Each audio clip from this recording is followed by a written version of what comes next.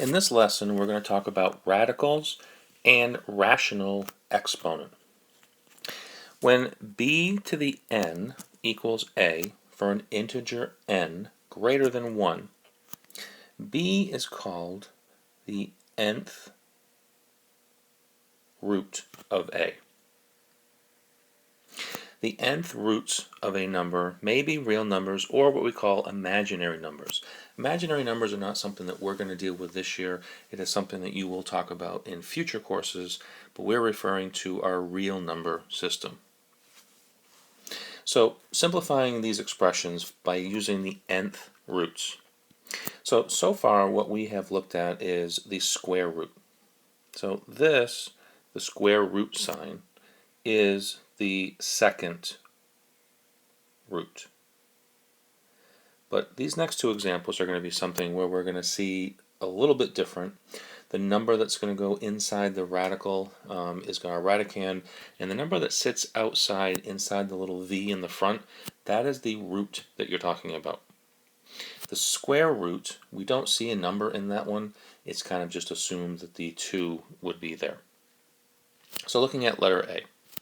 So when I see the 3 inside that radical sign with the radicand being a 64, this is saying we want to find the third root of 64. What does that mean? Well, basically, we want to find some number times itself 3 times.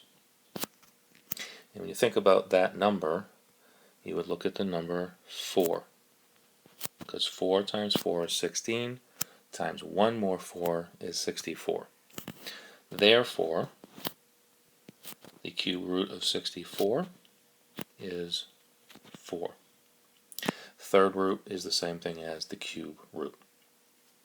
On the next one, we're looking for the fourth root of 81. Basically what that is telling me is I want to find something that times itself 4 times is 81. The little 4 goes up in there. Just make sure it's not out in front so it looks like 4 times the square root. And when I think about these numbers, 3 times 3 is 9, times 3 is 27, times 3 is 81. So the fourth root of 81 is 3. Alright, so let's look at our rational exponents. Okay, so rational exponents, so far we've been dealing with exponents that are dealing with nice, positive, or negative whole numbers or integers. But sometimes we're going to get these exponents that are written in the form of a fraction. And we have to look at what the root means and how they can be written as rational exponents. So in algebra terms, the nth root of some radicand a could also be written as a to the 1/nth exponent. So what we want to think about is the squares and cubes and cube roots and square roots. We can write those as exponents as well as writing them with the radical signs. So for example, if I was to say what is the fourth root of 81? In rational exponent form, the radicand is the 81, and the fourth root can be written as 1/4. As another example, the square root of 9 could also be written as 9. The square root is the second root to the 1/2 power. And let's just do one more. If I did the cube root of 27, the base is the 27, and in rational exponent form, that is to the 1/3 power. So let's simplify some of these expressions. So when we talk about 400 to the 1/2 power, that is saying we want the square root of 400. So we want to break 400 into 2 factors that are identical. And I'm thinking the 4 gives me the 2's, the 2 zeros give me the 0. So 4 from the 400, the 2 zeros, and I'm going to get the square root of 400 equals 20, because 20 times 20 is 400. On this next one, we are looking for the fifth root of 244. I'm sorry, 243. So when I look at this, I got to think about some things. I don't want to go too high, because, for example, if I do 5, 5 times 5 times 5 is 125, times 5 is 625. So remember, I'm looking for something that 5 of them gives me 243. Well, if I get to 3 times 3 is 9, times 3 times 3 is 81, which we had seen a minute ago. 81 times 3 is the 243 that we're looking for. So the fifth root of 243 is 3. On this next example, now we don't have something that has the 1/4 all of a sudden, we have 3/4. So there's a couple of things we have to keep in mind. So our denominator is our root, and that is something to keep in mind. So what I want to do here is I want to use the property that we went over a while back, power of a power.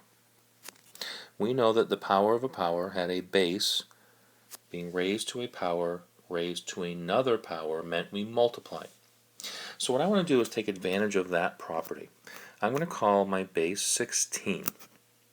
But what I'm going to do is I'm going to use the idea of the 1/4 exponent so that I can help find my fourth root. And I'm going to call this 1/4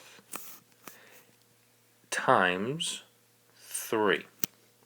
Now, if you think about this, our 3/4 up here, power, if I'm doing power of a power, 1/4 times 3 is 3/4.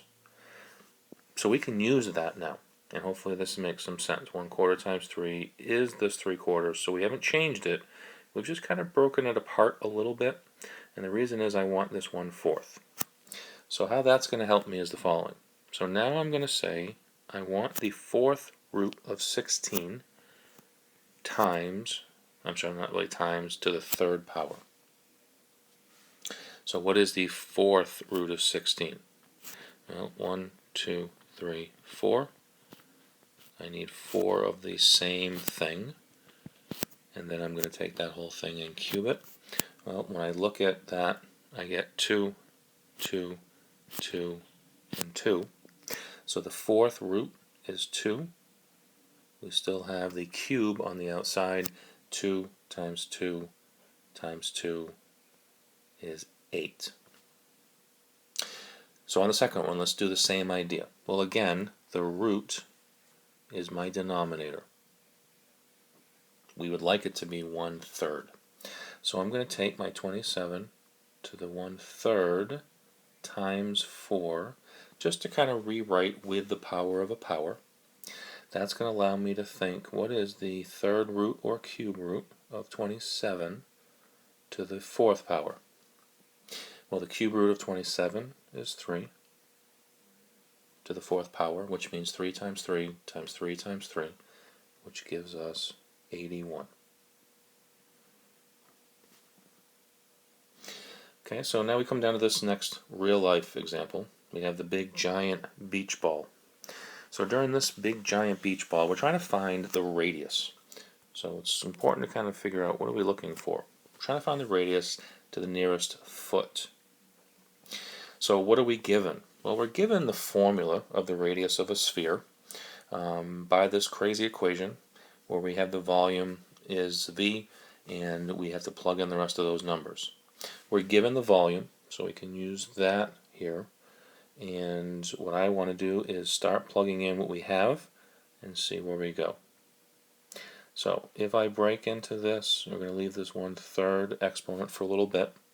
We are told that the volume is 113, and it's over 4 pi. I'm going to leave pi the way it is for now.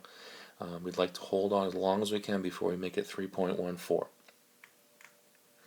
When I go to the next one, I get 339 equals 4 times 3.14 now to the 1/3 power. R equals 339, and we get 12.56 again to the 3rd power. So basically what we are doing is we are now going to take the cube root of 339 divided by 12.56, and that's going to give us our answer. So we're taking the cube root, which is the 1/3 power. And again, we're rounding to the nearest foots. So with our calculator, the radius is going to be about 3 feet. So here we have 9 different practice problems we can try. What I'm going to do, I'm going to actually go through and do a few of these, and then you can check them. So what I would like you to do is I'd like you to try them, pause the video, give them a shot. When you restart it, you'll see the answers. We'll talk about them just real quickly and move on to the next ones. So pause the video and try A, B, and C. So here you have the answers for our first 3, A, B, and C. Again, we're looking for the 3rd root, or the cube root, of 216. So what I first did was I kind of just focused on the fact that I needed 3 of the same. So I did 3 factors that are the same. I found that 6 times 6 times 6 is also the same thing as 216. And when I have 3 things and I'm looking for the 3rd root, I can just take out that number, and that is my answer of a 6. On the second one, we're looking for the 5th root, which means I need 5 of the same factor. So 1, 2, 3, 4, 5. I started low because it's a smaller number, and I just tried 2's, and I did 2 times 2 times 2 times 2 times 2, which does give me 32. Once I have 5 of the same factor, that number can come out of the radicand as my answer. And the last one, same thing. We have 4 is our root. So I need 4 of these to equal the 625. Well, 5 times 5 times 5 times 5 is 625. And once I have 4 of the same factor, it can come out as a 5. Try the next 3, and then we'll come back and talk about those. So like we just had on the previous ones, let's just take a look at how these came out. So remember, the 1/2 power is the same thing as the square root of 49. Square root of 49 is a perfect square. 7 times 7, so our answer is 7. On the next one, 343 to the 1/3 power is basically saying find the 3rd root of 343. I need 3 of the same factor. So if I do 49 times 3, I get 343. So that would tell me that I get a 7 is the cube root. The last one is saying I need the 6th root of 64, so I need 6 of the same factor. Well, we just found that 32 was 5 2's, so times 1 more 2 is going to give me 64.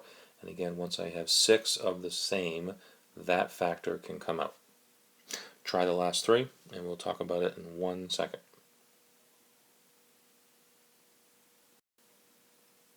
And there you have your answers. Let's just talk about these a little bit. So remember, when I have this 2/3 power, basically that's saying the root, which is the 3, goes on the inside with the radicand, the 64 base. So we have the cube root of 64, and then we square it on the outside. So the first thing I want to do is focus on what's the cube root of 64. So I need 3 things times themselves to get to that 64. 4 times 4 times 4 works. So I take out the 4. And then I have to remember that this little 2 on the outside still has to get taken care of. 4 squared is 16. So for the same reasoning on the second one, the 2 in the 5/2 exponent is the root. So I'm looking for the square root of the base, the 9, then to the 5th power. So the square root of 9 is a 3. To the 5th power is 243. And on the last one, the 3/4 power is to the root of a 4. So I take the 4th root of 256, meaning I need 4 of the same factor. 4 4's will get there, so I take the 4 out. But then that numerator of a 3 is what I need to do the 3rd power to the outside. 4 to the 3rd power is 64.